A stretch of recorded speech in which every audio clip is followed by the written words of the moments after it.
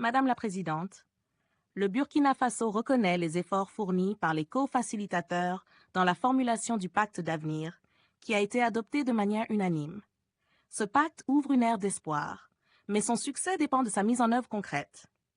La crise du multilatéralisme, exacerbée par l'incapacité du système international à relever les défis actuels, appelle à une action rapide et justifie ce sommet.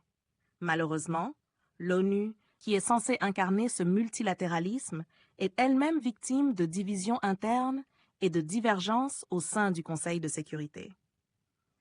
Pour que l'avenir soit prometteur, il est impératif que nous agissions avec détermination et cohérence, en tenant compte de nos responsabilités communes, mais différenciées vis-à-vis des générations futures.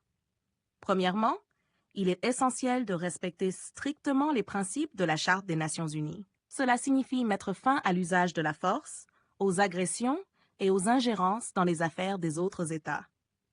En même temps, la réforme du Conseil de sécurité doit être achevée pour renforcer la confiance entre les membres.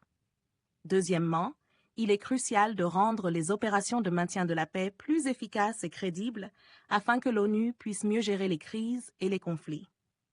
Troisièmement, le développement et la santé doivent rester au cœur de nos priorités, avec un accent particulier sur le renforcement des capacités, le transfert de technologies et la mobilisation de ressources financières adéquates.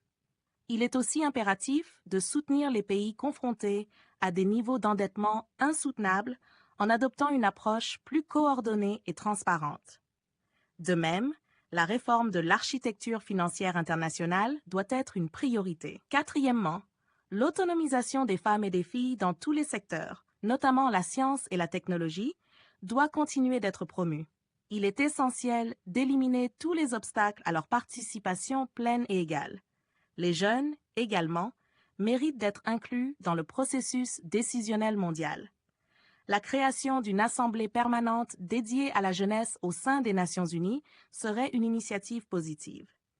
Cinquièmement, avec l'essor du numérique, il est urgent d'établir une coopération internationale en matière de gouvernance des technologies, en particulier de l'intelligence artificielle, afin de garantir que ces innovations respectent les droits humains. Un dialogue mondial annuel sur la gouvernance de l'IA, sous l'égide de l'ONU, est une étape bienvenue.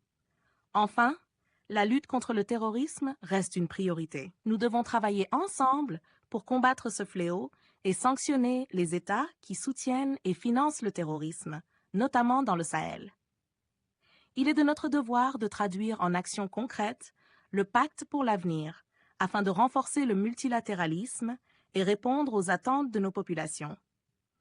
N'hésitez surtout pas à liker si vous avez trouvé ces informations utiles. Partagez votre avis avec nous dans l'espace des commentaires et abonnez-vous à la chaîne pour ne rien rater de nos prochaines vidéos. Merci.